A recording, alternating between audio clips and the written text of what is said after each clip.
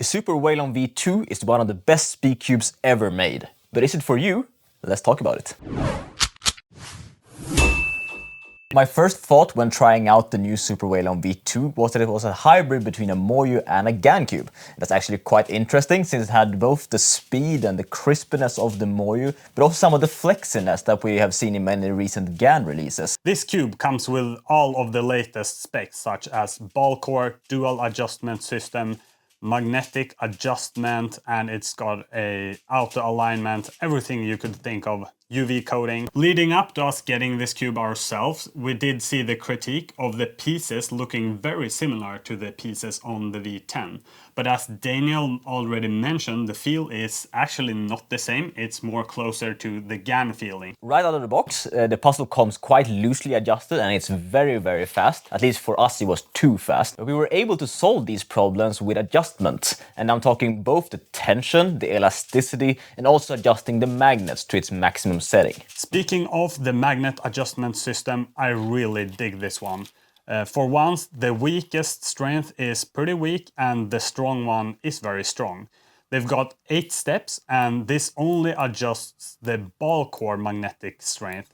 But to me, this is actually enough, and I do feel that it is a big win that we don't have to go and adjust all of the edges on the cube. That's correct, it's very convenient.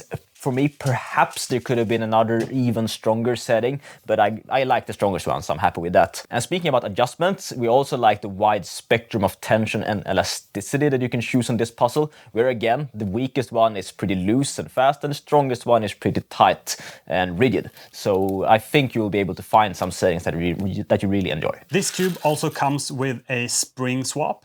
And we do feel that it is quite the difference between the spring cube and the maglev version. So you can really create pretty much any cube you want with this one. Both me and Victor slightly prefer the spring variant, but also the maglev one is very usable. It isn't too fast, which can be a problem with maglev puzzles, so both of them are very feasible. One thing though is that comparing it to the V10, for example, we noticed that the spring version is about twice as popular as the maglev one. And in this cube, you need to pay for the maglev technology to be able to use the included spring technology, so that might not be great when the puzzle is already that expensive. Something that surprised us with this cube is, especially if you switch to the springs, you can create a very flexible cube, which is not something that you can really do on the V10, which is pretty much always a blocky cube. Especially on the looser settings, I do get some lockups, but after adjustment, lockups pretty much become a non-issue. There are some lockups, but they are quite rare. Speaking of non-issues, corner twist is pretty much a non-issue.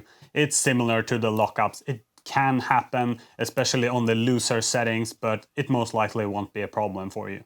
When it comes to the accessories, you get these MoYu batlocks, which you can use to both adjust the magnet strength, where the strongest magnet setting is on 1 and the weakest magnet setting is on 8.